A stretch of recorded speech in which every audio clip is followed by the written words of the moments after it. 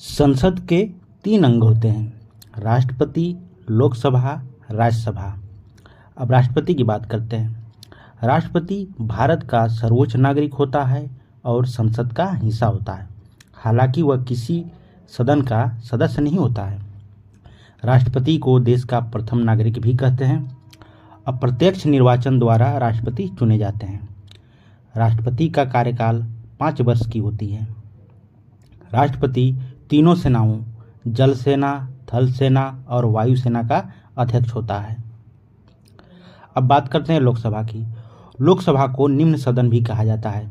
लोकसभा के सदस्यों का चुनाव प्रत्यक्ष रूप से जनता द्वारा होता है, अर्थात देश की जनता अपना बहुमूल्य वोट देकर लोकसभा के एक सदस्यों को चुनती है, जिन्हें सांसद या मेंबर ऑफ पार्लियामेंट भी कहा जाता है।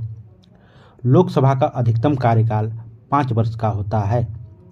ये जिन क्षेत्रों से चुनकर आते हैं उन क्षेत्रों को लोकसभा का निर्वाचन क्षेत्र अथवा संसदीय क्षेत्र के नाम से जाना जाता है। 2020 से पहले लोकसभा में सदस्यों की अधिकतम संख्या 552 था, जिसमें 2 सीट एंग्लो इंडियन समुदाय के लिए आवंटित था।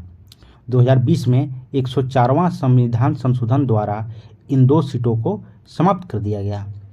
अब लोकसभा में अधिकतम सीट 550 हैं। वर्तमान में निर्वाचित सदस्यों की संख्या 543 है। अब बात करते हैं राज्यसभा की। राज्यसभा को उच्च सदन भी कहा जाता है। यह एक अस्थायी सदन है, अर्थात राज्यसभा को कभी भंग नहीं किया जा सकता।